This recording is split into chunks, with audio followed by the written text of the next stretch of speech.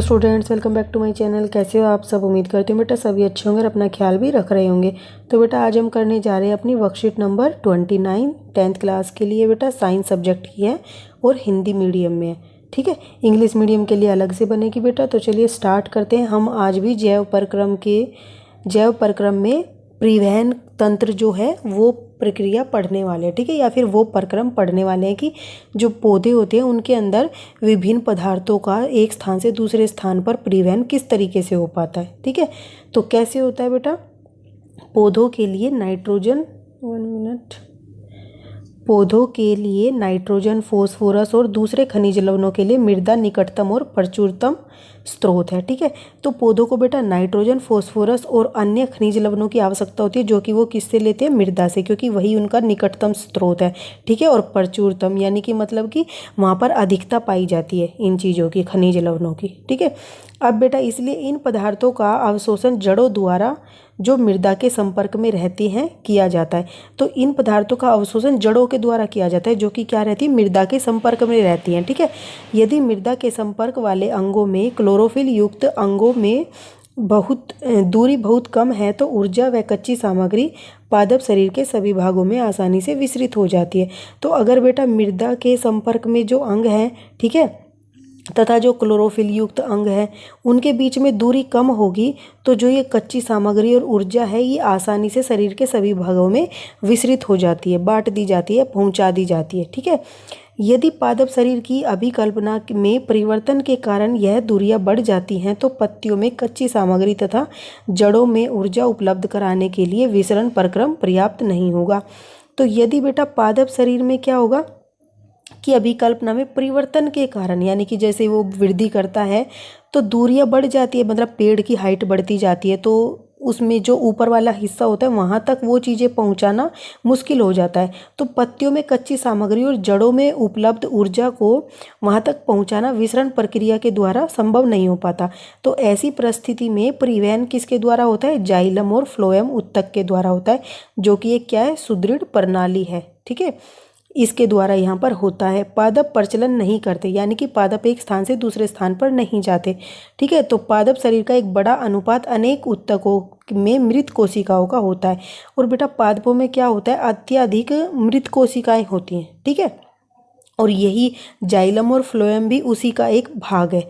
इसके परिणाम स्वरूप पादपों आए गए, ठीक है। पादपों को कम ऊर्जा की आवश्यकता होती है, तो बेटा मृत कोशिकाएं होती हैं तो वो कार्य नहीं करती हैं इतनी, तो उनको कम ऊर्जा की आवश्यकता होती है तथा वे अपेक्षाकृत धीमी वहन तंत्र प्रणाली का उपयोग करते हैं। मतलब कि उनको जितनी, मतलब कि हमें तेज़ी से ऑक्सीजन चाहिए होती है या और भी ऊर्जा के लिए चीज़ों की आवश्यकता होती है, पौधों को इतनी जल्दी आवश्यकता नहीं होती। आपने देखा होगा कि कई बार खेतों में बेटा हम काफ़ी दिनों बाद पानी देते हैं, ठीक है, इतने दिनों बाद, तो इनको इतनी ज़्यादा आवश्यकता नहीं होती है, ठीक है।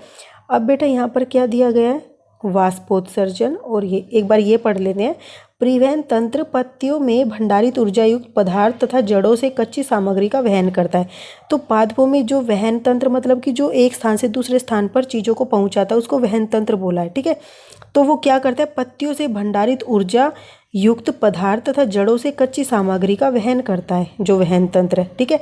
पादपों में दो मुख्य चालन पथ नलिकाएं हैं, तो इसमें दो नलिकाएं होती है जो ये कार्य में हेल्प करती है। एक तो क्या है? जाइलम, जो मृदा से प्राप्त जल और खनिज लवणों का वहन करती है। तो जाइलम से तो क्या होता है? जल और खनिज लवणों का वहन शरीर पादपों के सभी भागों तक होता है, ठीक है, जड़ों से। फ्लोएम क्या करता है? पत्तियों से, यानी कि जहाँ वे संश्लेषित होती हैं, तो फ्लोएम पत्तियों से जहाँ वे संश्लेषित होते हैं प्रकाश संश्लेषण के उत्पाद पौधे के अन्य भागों तक वहन करता है। मतलब कि पत्तियों में क्या होता है बेटा? प्रकाश संश्लेषण होता है, तो यहाँ पर क्या बनता है? भोजन बनता है या पदार्थ बनते हैं। तो इन पदार्थों को क्या करता है? पौधों के ऊपरी हिस्सों में भी और पौधों के निचले हिस्से में भी पहुँचाने का कार्य फ्लोएम करता है, ठीक है। तो जाइलम और फ्लोएम के कार्यों में अंतर क्या है? ठीक है, तो इनका अंतर क्या है बेटा? जाइलम पादपों में जल और खनिज लवणों का वहन होता है, ठीक है। फ्लोएम पत्तियों से पादपों के अन्य भागों में भोजन का वहन करता है। तो ये तो भोजन का करता है और ये जल और खनिज लवणों का वहन करता है, ठीक है। जाइलम में हमेशा ऐसे याद करो, जाइलम जैसे जल और जैसे जाइलम, ठीक है। और फै से फ्लोएम और फै से फूड, ऐसे याद कर लो नहीं याद रहे तो जाइलम में हमेशा ऊपरी मुखी गति, मतलब कि जाइलम में हमेशा देखो पानी ऊपर की तरफ जाता है और खनिज लवण जड़ों से, ठीक है। तो इसमें तो ऊपरमुखी दिशा में ही क्या होता है, वहन होता है जल का और खनिज लवण का, मृदा से पत्तियों तक, ठीक है। और क्या होता है, मिट्टी से ये पत्तियों तक जाता है। वाष्पोत्सर्जन क्या होता है, पत्तियों से जल के अणु का वाष्पन।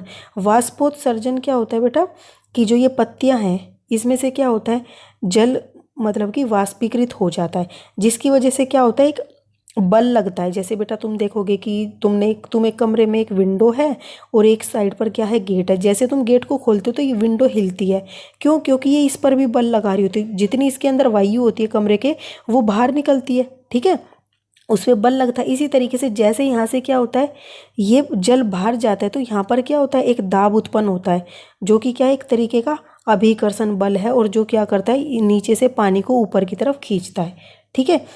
तो पत्तियों से जल के अणु का वाष्पन इस तरीके से होता है और एक चूसन उत्पन्न होता है, मतलब कि एक जो क्या होता है, यहाँ से सक करने का, जैसे अवशोषण होता है ना, तुम कॉटन को या रुई को पानी में डालते हो तो वो क्या करती है, ऊपर की तरफ खींचती है पानी को, इस तरीके से।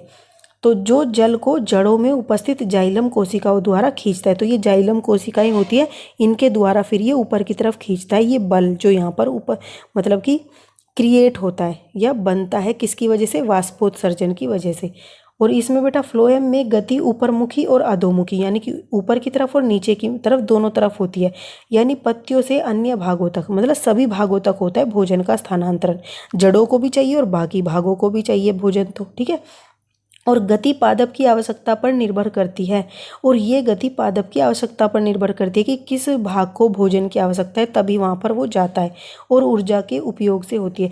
और इसमें बेटा ऊर्जा लगती है जो कि एटीपी के रूप में ही प्रयोग की जाती है, ठीक है। अब यहाँ पर बेटा वाष्पोत्सर्जन बताया गया है कि पादप के वायवीय भागों द्वारा वाष्प के रूप में जल की हानि की प्रक्रिया ही वाष्पोत्सर्जन क्या है, जल की हानि की प्रक्रिया है, जो क्या होती है, वायवीय भागों द्वारा, जहाँ से वायु का आदान प्रदान होता है, मतलब पत्तियों में, वहीं से क्या होता है, वाष्पोत्सर्जन होता है, ठीक है। यह प्रक्रिया पादपों की निम्न रूपों में सहायता करती है। तो ये कैसे कैसे सहायता करती है, इसकी ये प्रक्रिया होना क्यों जरूरी है, जल के अवशोषण में सहायता करती है, और जड़ से पत्तियों तक जल तथा उसमें विलय खनिज लवणों को ऊपर की तरफ गति कराने में भी हेल्प करती है, क्योंकि एक तरीके का बल लगाती है ऊपर की तरफ खींचने का। जैसे हम सिरिंज से क्या करते बेटा, या तुम पिचकारी से देखो क्या करते हो, पानी को ऊपर की तरफ खींचते हो ना, तो बल लगा के, इसी तरीके से ये करती है। पादपों में ताप के नियमन में सहायक होती है। और बेटा ये वाष्पोत्सर्जन क्या करता है, वाष्पोत्सर्जन से आप पढ़ चुके होंगे 9th क्लास में, क्या होता है, ठंडक महसूस होती है जब ऐसा होता है, तो ये ताप को नियमित करता है, उसके ताप को मतलब कम करने में सहायता करता है पौधों के। जल के वहन में मूल दाब रात्रि के समय विशेष रूप से प्रभावी होता है, और जल का जो वहन होता है मूल दाब रात्रि के समय विशेष रूप से प्रभावी होता है। दिन में जब रंध्र खुले होते हैं तो वाष्पोत्सर्जन कर्षण जाइलम से जल की गति के लिए मुख्य प्रेरक बल होता है। तो दिन में क्या होता है, वाष्पोत्सर्जन ज़्यादा होता है, तो उसकी वजह से जल की गति ज़्यादा ऊपर की तरफ होती है, क्योंकि ये बल उत्पन्न करता है वाष्पोत्सर्जन। तो वाष्पोत्सर्जन में ऊर्जा का उपयोग नहीं होता, लेकिन रात्रि के समय ऐसा कोई वाष्पोत्सर्जन नहीं होता, तो उस टाइम पर उसे ऊर्जा थोड़ी चाहिए, ठीक है।